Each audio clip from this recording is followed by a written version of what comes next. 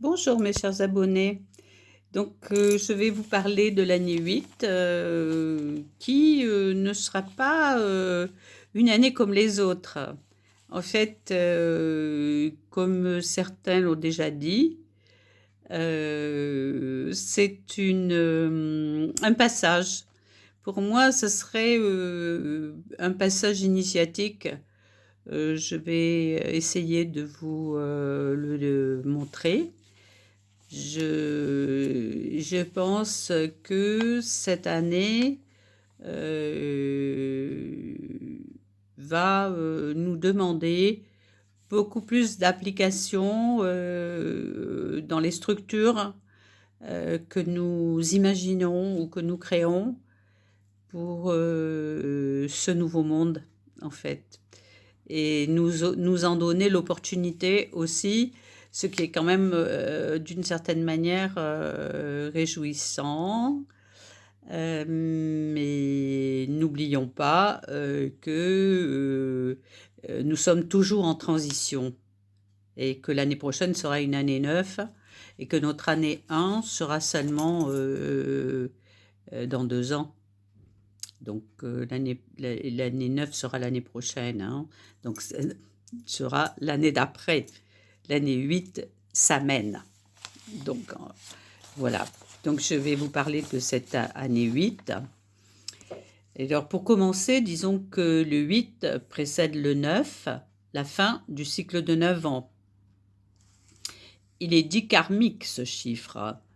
Pourquoi? Il est très concret dans le monde physique. 2 fois 4, les structures. L'expression « ça passe ou ça casse » pourrait s'appliquer au 8. Le 8 nous parle de concret, aussi bien dans la santé que dans le matériel, l'argent ou le pouvoir. Faire et le pouvoir, j'ai déjà pas mal expliqué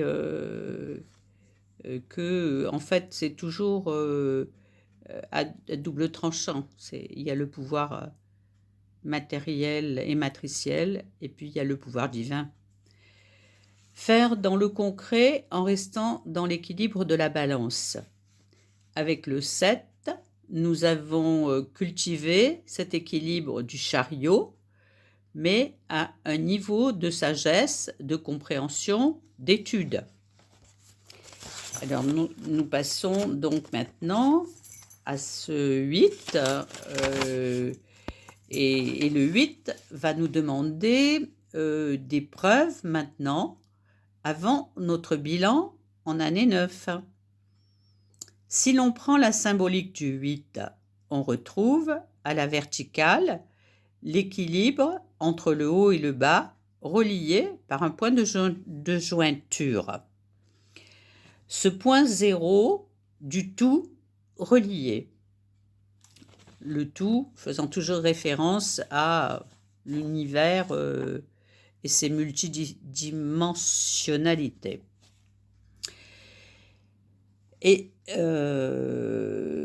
si l'on représente le 8 à l'horizontale, il représente le passé et futur reliés par ce point 0. Dans les deux cas, il y a ce point hors matrice. Nous allons être peut-être plus consciemment cette année face à cette possibilité de passer nos épreuves initiatiques, en gros, puisque le 8 est aussi karmique. Nos épreuves initiatiques, donc je dirais de manière la plus équilibrée possible et la plus transcendante aussi. Donc ce serait un prémisse d'une toute nouvelle manière de vivre nos expériences sur Terre. Alors je m'avance un peu, mais c'est comme ça que moi je souhaite le présenter. Et je vais vous expliquer aussi pourquoi je vois aussi de cette manière cette année-là. Comme si on allait se préparer à cette transcendance, en fait, et cette nouvelle création dans nos vies. Et chacun d'une manière plus particulière avec nos années personnelles. Mais ça, je ne vais pas l'aborder dans cette vidéo-là, parce qu'il y a déjà beaucoup de manières de le voir selon les mois que nous allons traverser. Pourquoi? Parce que quand on fait le calcul, en fait, des mois plus l'année 8, on se retrouve, à part en janvier où on tombe sur un 9, c'est-à-dire une fin de cycle, donc ne nous attendons pas en janvier à faire ce démarrage, mais plutôt le bilan de ce que nous venons de vivre en janvier, et ni à être sollicité pour un changement en janvier. Ce sera plutôt un constat, le mois de janvier. Constat qui se chiffrera en année 9, puisque 8 et 1, mois de janvier, ça fait 9. Donc, tout commence en fait en février avec des cartes majeures du tarot qui font que le mois de février, c'est toujours l'année 8 plus 2, et ça nous donne 10. Et 10, dans le tarot, c'est quoi? C'est on redémarre la roue, on fait un tour de manivelle, on passe à un stade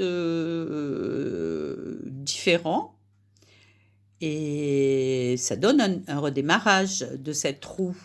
Alors bien évidemment, ce 10 n'est pas un 1, il est un 10, il est la carte du tarot numéro 10. Donc ce chariot nous demande de reconsidérer nos investissements dans le matériel, aussi bien qu'ils soient de santé, de travail, d'argent, de pouvoir, avec un coup de manivelle, c'est-à-dire de renouveler notre vision de ce nouveau cycle du futur de l'ère du Verseau. Peut-être, hein, je ne sais pas, pour moi, je ne suis pas astrologue, donc ce n'est pas une année 1, c'est bien une année 8. Donc ça veut dire qu'on va travailler concrètement sur nos initiations personnelles et universelles et mondiales. Donc c'est pourquoi je dis que nous allons devoir nous transcender chacun à notre manière. Ça, on le verra un peu comment quand on verra les années personnelles reliées au 8, qui n'est pas un 8 ordinaire, je le répète.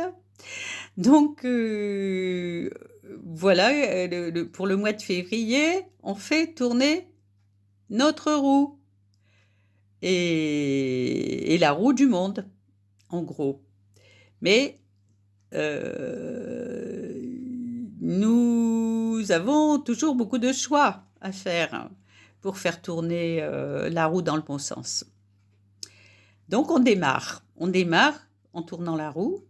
En mars, on écoutera, on sera en 11. Donc en 11, mars, ça peut être un peu ce qu'on appelle Mars, c'est-à-dire les conflits, la guerre, des histoires, comment s'associer et tout ça, et comment vivre les choses d'une manière plutôt agréable quand même, puisque il y a 8 et plus 3. 3 expressions agréables, oui, mais avec la carte du 11 qui est la force, oui, mais en écoutant l'intuition pour dompter le lion qui est en chacun de nous et dans le monde. Hein. Donc voilà comment le mois de mars s'annonce, c'est-à-dire que on doit, dans le concret, puisque c'est l'année 8, utiliser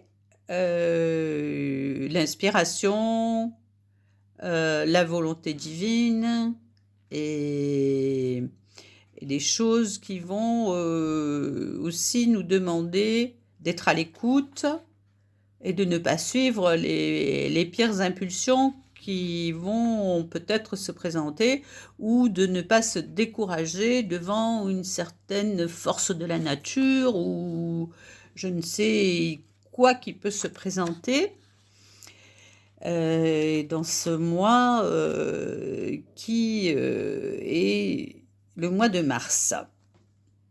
Donc un peu de méfiance et beaucoup d'écoute pour la transcendance, hein, et pour ce nouveau monde. En avril, normalement, tu ne te découvres pas d'un fil, mais là, on dirait que on va être un peu pendu, hein, donc parce que c'est la carte du 12, donc on va être en attente de peut-être de savoir comment on peut découdre et se remettre la tête à l'endroit, en gros. Hein. Puisque le pendu, bon, il a la tête à l'envers et il doit avoir de la patience, le pendu. Donc en avril, on devra avoir de la patience et voir comment retourner notre tête à l'endroit. Parce que cette année 8, c'est concret quand même. Donc il faut comprendre concrètement qu'est-ce qu'on va construire quand on sera dépendu. Et disons que en mai, donc c'est pour ça que je dis que c'est initiatique, hein, parce que il faudra transcender ces choses et dans le meilleur de nos possibilités et se rappeler que ce n'est que toutes choses sont passagères et que on n'est pas obligé d'être pris dans la matrice de ces chiffres aussi si on y met le meilleur, en fait, de nos intentions, tout simplement. Parce que les initiations, ça n'a jamais été quelque chose de négatif. Ça a toujours été pour progresser, en fait. Donc voilà comment j'espère que les gens qui vont m'écouter vont se saisir de cette façon de voir, en fait. Et en mai, on arrive à la carte numéro 13, 8 et 5, donc ça donne effectivement une 4, donc le 13, c'est la transformation, le passage à autre chose. Et il faut se dépouiller des vieilles manières de voir pour passer cette initiation, bien sûr. Et puis devenir plus pouvoir entamer ces nouvelles créations ou ces nouveaux changements, puisque 8 et 5, hein, c'est le mois de mai, c'est le mois des changements, et donc on va abandonner notre vieux moi, cette fois plus consciemment, plus concrètement, plus pratiquement. Voilà, donc ça encore, c'est une manière de voir, mais elle peut être aidante, parce que comme je le répète, les initiations, ça a toujours été pour grandir, en fait. Et, et peut-être, ça peut être dans la joie aussi. Donc en juin, on va plus travailler sur la tempérance, l'affectif, avec la carte du 14 qui est je verse l'eau de vie d'un vase à un autre et je suis dans la tranquillité et je rééquilibre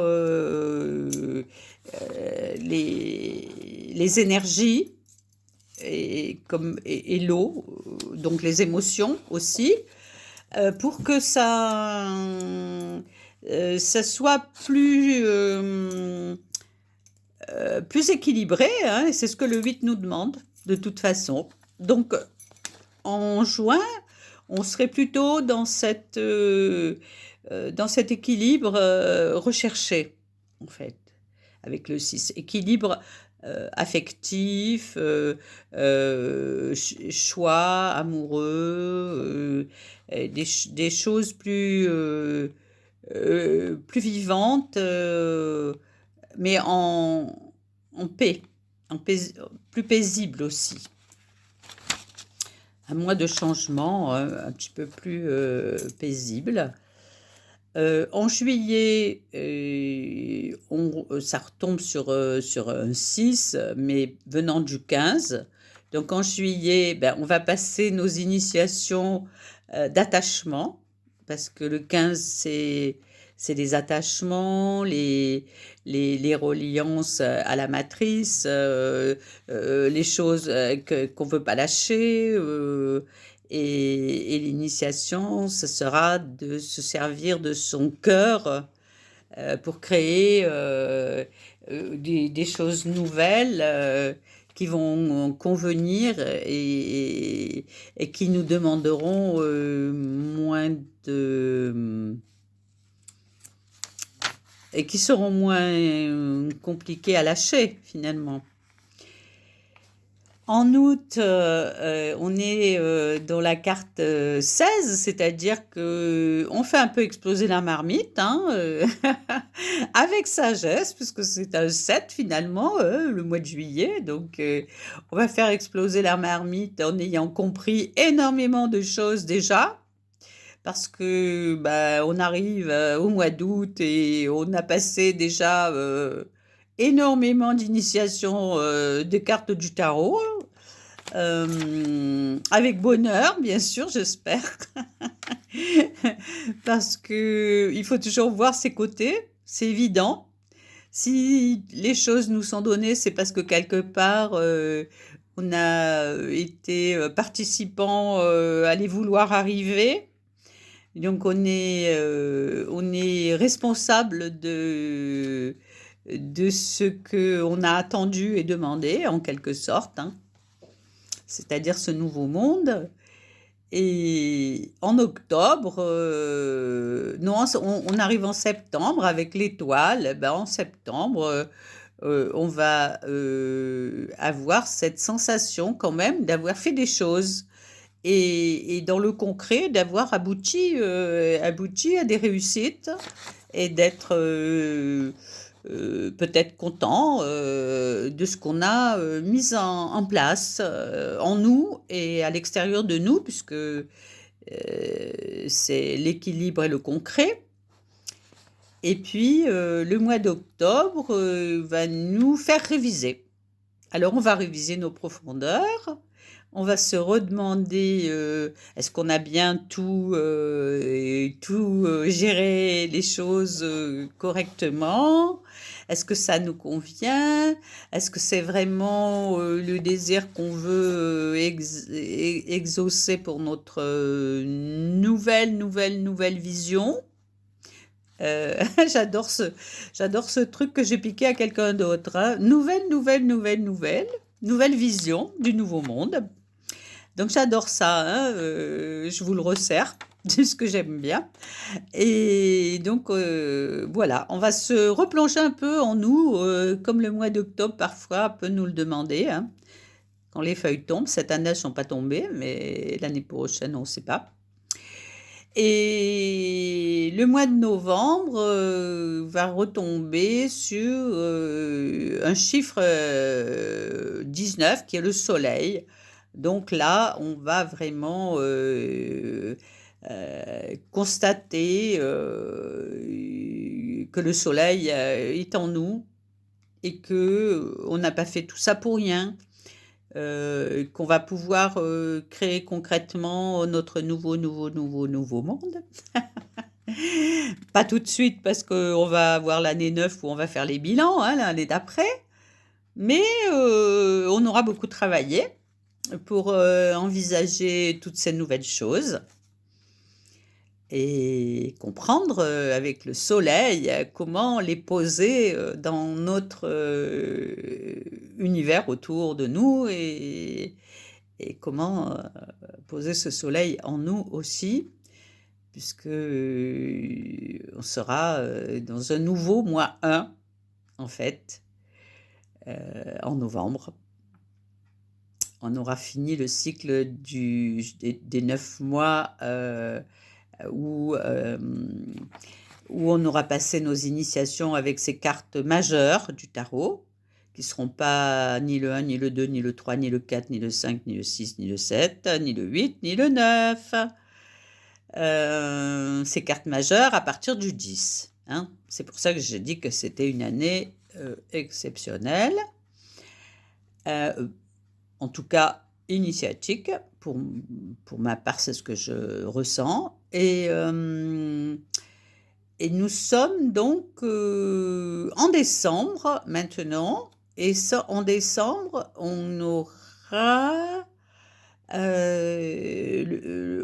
ça sera donc un mois 2 universel, hein, puisque nous parlons que des choses universelles, là, hein, de notre manière d'aborder ce cycle universel du 8.